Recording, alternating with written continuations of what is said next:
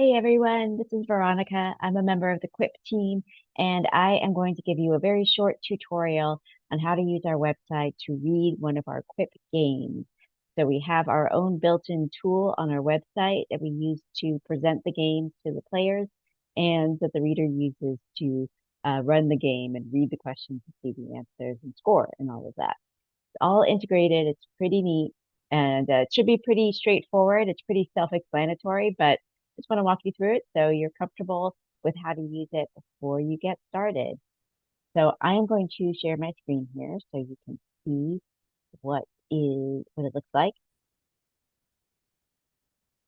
All right, so when you get started, you'll get a link to the reader view of the game and the player view of the game. So the players will get the player view, and whoever's reading will get the reader link. And when you first come to the reader link, it will look like this. We'll have QuiPy there saying welcome to QuiP, and there will be a box in which to put the password, as opposed to the player view, which looks like this. So it doesn't have the password box. The captains will each have one half of the password. The reader in the game will put together those two halves to make one full password. The home team's half goes first, and then the away team's half goes second, and it will look like this. And you put in that password, press continue, and then that should take you to the reader screen. And you will set up the game here. You will first put in your name as the reader. If you are already a registered reader, if you're already a registered player with QuiP, then you should be in this list. If you don't see your name in there, you can go ahead and add it. Let me just show you. I'm going to start typing in my name, and there I am. You can click on that.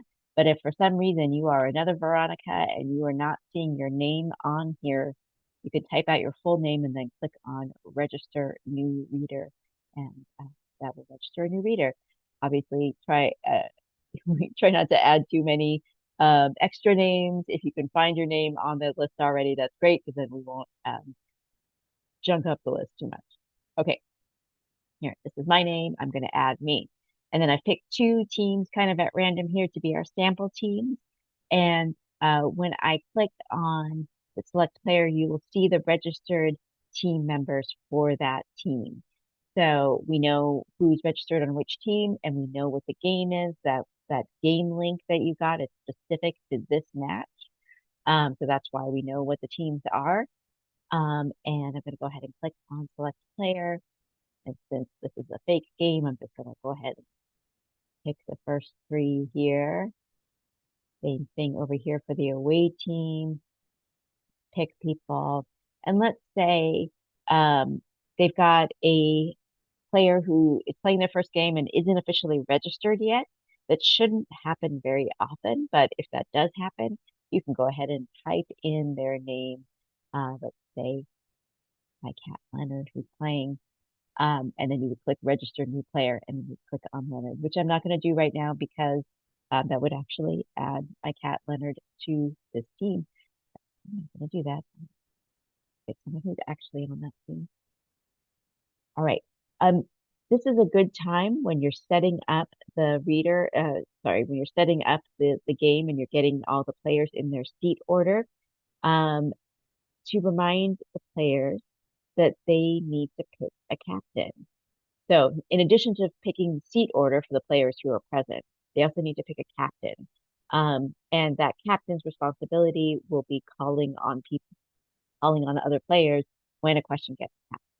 So that has to be designated to one person.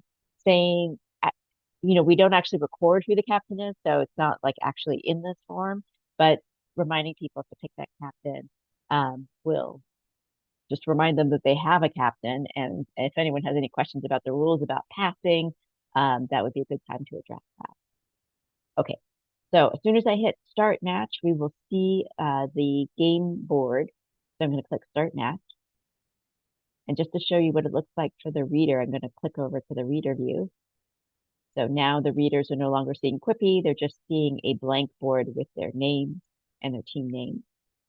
But over here in the reader view, you see you've got the start round one button up here in the corner. I'm going to go ahead and click on that. So now you're seeing all of the categories for round one. And you should read out all the category names. Let me back up for just 1 second.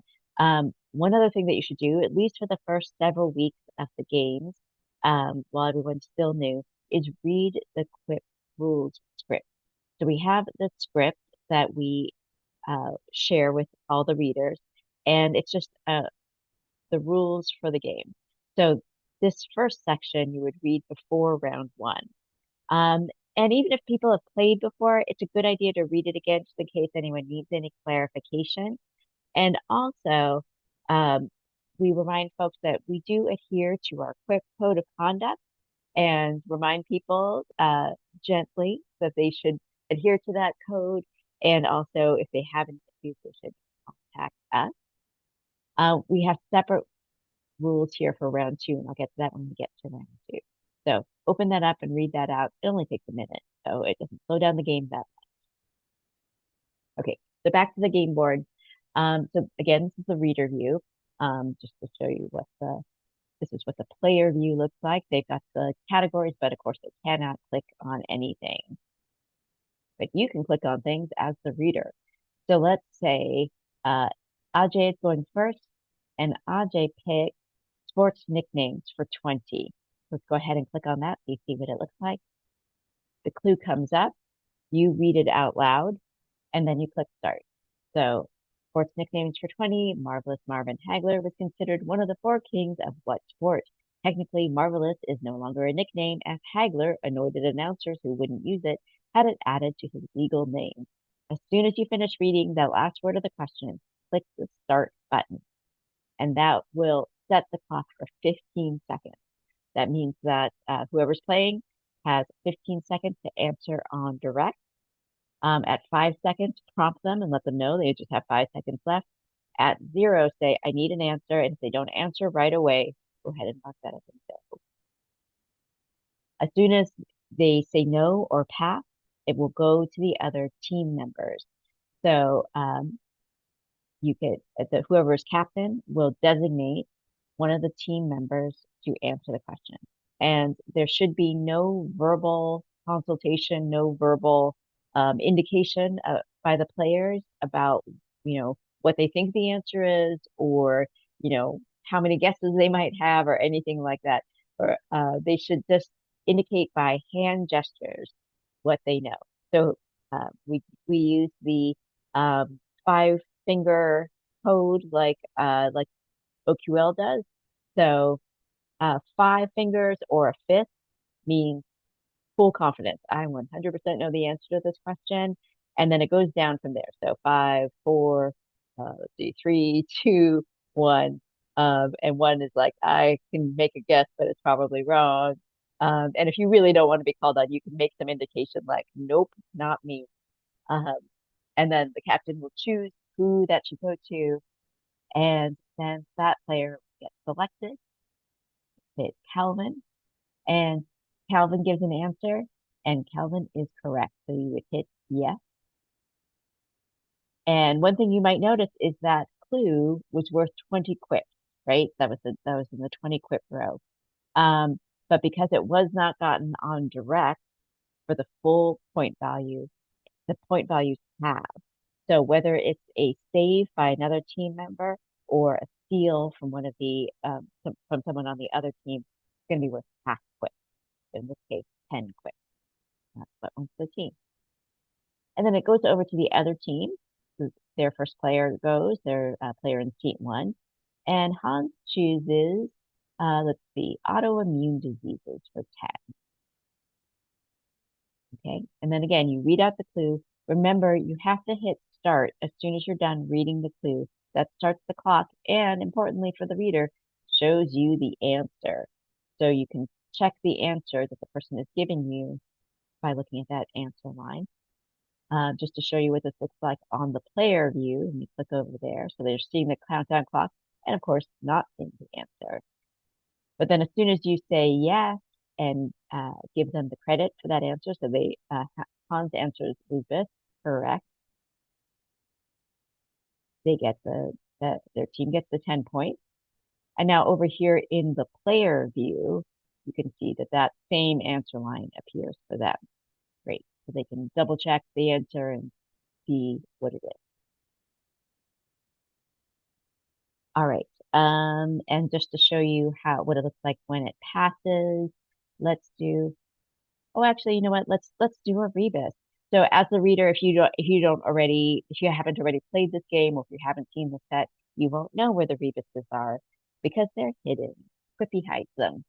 Um, but someone will stumble onto one eventually. There are two in every game or every round rather. So I believe this is because I put it there.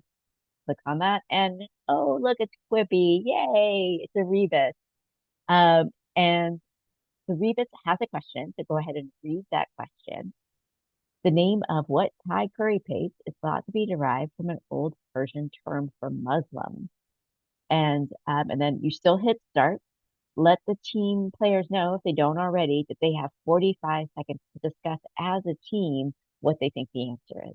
So different people might have figured out different elements of the rebus and they can talk it out and figure it out. Start. That gives them 45 seconds. And you as the reader can see the answer and you can see how it breaks down. So what the different elements of the rebus are that make up the answer. Okay.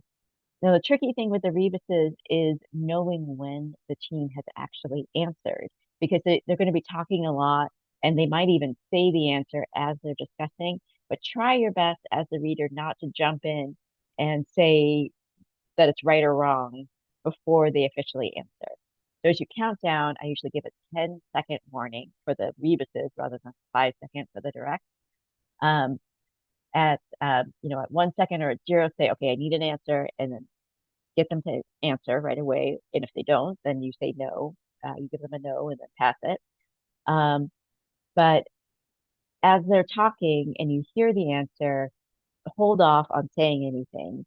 And what often happens is they give the answer and then they awkwardly pause and look at you and as the reader and wait for your judgment. Um, you can say something like, "Give me your official answer," or "Let me know when you're answering," or something like that to like say, be clear about when you're answering, because that'll help you as the reader to know when when to grade their answer, right? Um, and it doesn't matter who answers. It can be the person who originally picked the rebus. It can be the captain. It can be the third person on the team. It doesn't matter as long as they're in agreement and they're clear. When they make it clear what they're answering, you have to take that answer, right? So maybe somebody else shouts out the wrong answer and says, "That's our final answer." You have to take that up. Okay. So let's say, if they get it, you click yes. And if they do not, you click no, and it will automatically go over to the other team. And they will have a very short period of time to come up with an answer, just 10 seconds. So in theory, what should have been happening is that the other team has been quietly thinking about what the answer is, working out the elements, maybe listening to what the other team is saying, and then they've got 10 seconds to figure it out. So I'm going to click no here, and you'll see that 10 seconds go on the clock. And you'll see that we've got these big yes, no, and passes on there. Um, and that means that anyone on the team can answer. Again, they need to make it clear who is answering and what they're specific. So they figured it out. They said it's Mastodon. But yeah, and they get those points again for half. They've got 10 extra. Okay. Oh yeah, one thing I wanted to show you is that you can undo answers here. So let's say you accidentally gave them the credit for it. Turns out they didn't say Masanan, they said something else, and you just misheard them. And when they see the answer, they say they're good, honest people, and they say, no, that's not actually what we said. So you can click undo. That will take you all the way back to the beginning of the question, though, right? Oh, no, wait. Oh, actually, I'll take that back. No, it doesn't take you all the way back to the beginning of the question. It just takes you back to the last state. So you had to click undo again. I'm giving you all kinds of wrong information. It does take you back to the very beginning of the question. I just had to click undo twice. Okay, so you'd have to unwind it and then play it forward again and put in the right answer. You can keep going back if you needed to, like if there was a question 2 questions ago, that needed an update, you can keep going back. But, it gets a little messy. So try to resolve any conflict then and there. And then if anything needs to be resolved after the fact, email us and change things on the back end. So I'm going to rewind this. So this team did not get it. This team, I had originally given them credit, but I was not supposed to. So then, no. Okay. So you play that round out until it's over. You go through all 24 questions. Everyone gets 4 chances to get to answer a question on direct. And then when the board is clear, you hit end round. Okay. And then that clears out the board. Um, and then you're ready to start round 2. All right, here's round 2. And remember, I was saying before that we have a special set of rules here for round 2, just because this is a slightly unusual uh, format, like not other quiz games don't really have the same format. So we want to explain it a little bit. Um, what we have here are 5 different categories, and it's a certain list of items that fit within that category. And when it's someone's turn, they say the name of the category that they want to answer. They can use the shortened form of the name, and then their answer. They get 1 shot at it, and then it goes to the next player. So if they get it correct, they get 20 QuiP, and if they get it incorrect, they get 0 QuiP, and it goes to the next player on the other team. And it just goes back and forth like that. Every player will get 5 chances to answer. So we'll go around the circle 5 times. As the reader, what you will do when you start the round is read out the titles of the categories. And also you see this extra information here. So this is like extra pinning information or maybe clarification information that the players will need. In general, we're trying to write the category titles precisely enough that they don't need a lot of clarification or pinning or extra pinning, anything more that's in the title of the category. But sometimes it happens. So just make sure you read everything that is above the colored box. Just to show you what that looks like. On the player side, they see empty boxes and they just see the shorter forms of the category names. Okay. And when it is someone's turn, you'll say their name and then click start. And that start will give them 20 seconds on the clock. They can use that full 20 seconds to think, prompt them at 5 seconds. And Ajay says, last 10 Pulitzer Prize book, and gives you the Nickel Boys. And you look for it on the list and you say, yes, that's correct. And you click it. So you find it on the list and click the correct answer. Okay.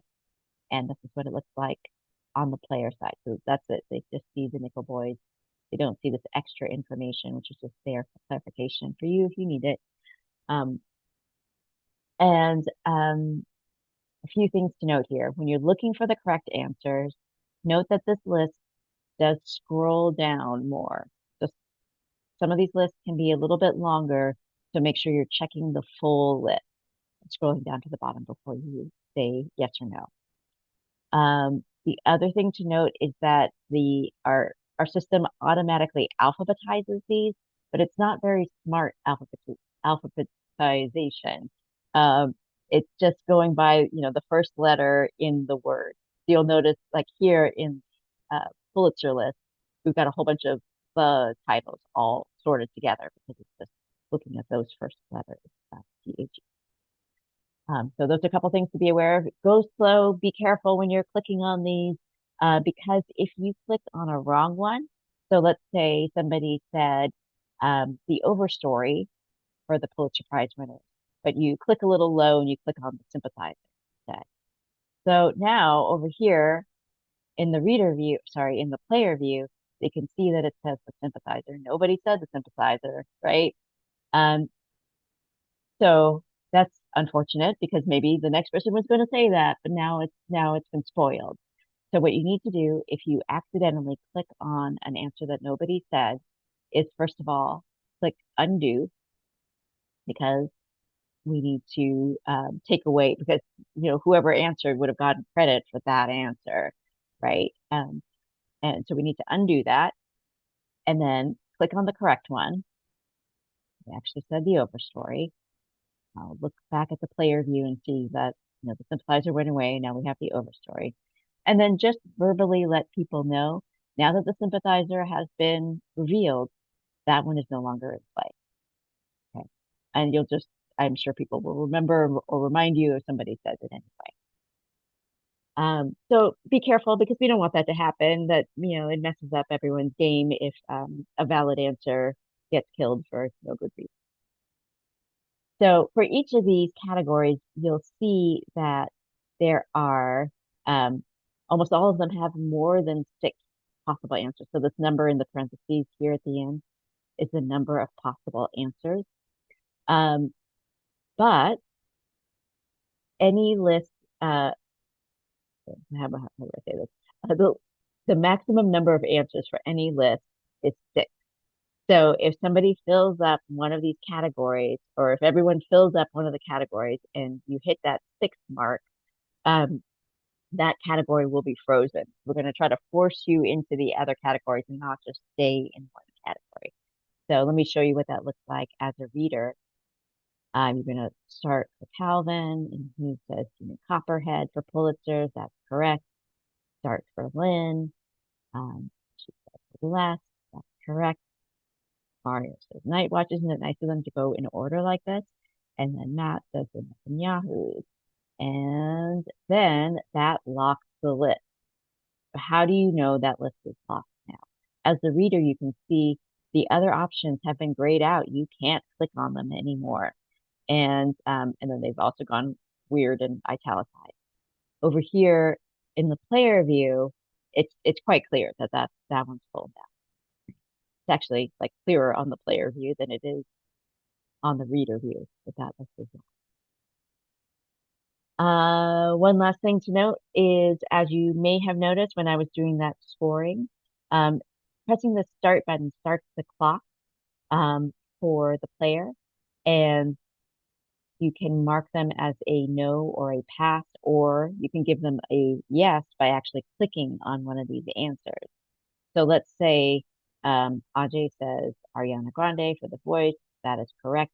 And then it advances to Hans, and you have forgotten to press the start button for Hans, but you get an answer anyway. So you get dancing here. That's all right. It still gives him credit. It works the way it's supposed to, and then it advances to the next person. Now the problem is, you want to hit the start button first of all because it gives them the timer clock, but also if they are wrong or they pass, you get those buttons. Those buttons show up, and those buttons don't show up until you hit that start button. So hit the start button when it's someone's turn because it starts the clock and it gives you all the options for scoring them. Someone asked recently, like, what's the difference between a no and a pass in this round? And it's essentially the same thing. Because passing doesn't mean you can pass to another player on your team. It just means you're not saying an answer. So they are basically the same thing. Okay. So that is round two, the list round. So you go around 5 times, and when you are done with the round, you will show. Actually, let me see, like, show you what it looks like on the player side when you're done with the whole round. You're just killing these categories. It's amazing. Okay, last one. This is the last one, and currently this is what it looks like on the player side. And then I'm going to click the last one, John Legend. Oh, actually, I'm sorry. One more round. And this is the last one. Okay. And now this is what it looks like on the player side. All of the answers are revealed at the same time. But you'll notice that this some extra information that's available in the reader view, like the names of the songs in the James Bond category or the authors of the Pulitzer Prize book, those are not visible here because that would really like gunk up the list and make it difficult to read. So we have that information here for the readers if they want to share that information, or if there's a question about what thing it is, like maybe someone is not sure about the Nobel Prize winners over here and wants to hear what year that was from. Um, that information is there for the reader to share with players once that answer is revealed. Okay, that's round two. Last round is round three. And round three is basically exactly the same as round one. So I'm not going to really go through anything here because it's the same deal. You pick a category, pick a QuiP value, read the question, and there are two rebuses on here, just like the first one. The one thing that's different is once the board is clear and the game is over, you have to click submit game. And let me see, where is that? Okay, so I have a sample game here that's up already that is played to the very last clue. So here's the last clue in this round. You read out this clue. Dan gets it, so you say yes. And you see here, now this button now says end round. That not only ends the round, it submits the score to our database. So very important to do that because we need to we need to get those results loaded into our database. So click that end round button to get that uploaded. If you want to see the results and make sure that those results got uploaded, you can click here. This is our results page. And you can see all of the results of our taster games. And as soon as you click that end game, you should see the game that you just read listed on here, right?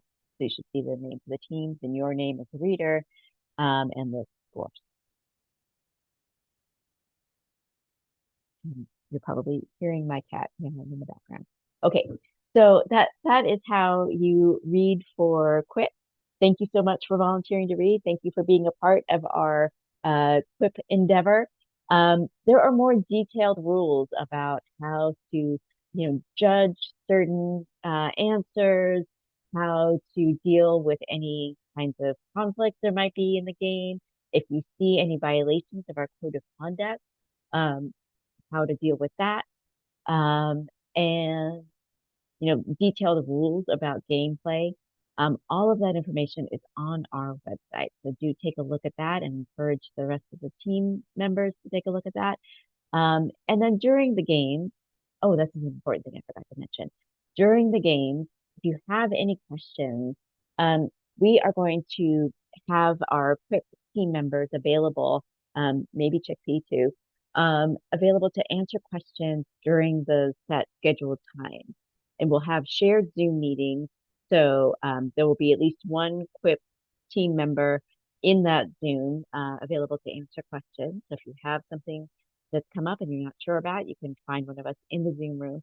Also, we're all trying to be, whether or not we're in the Zoom, we're trying to be watching our email and messages, Facebook messages and Discord messages during the game time.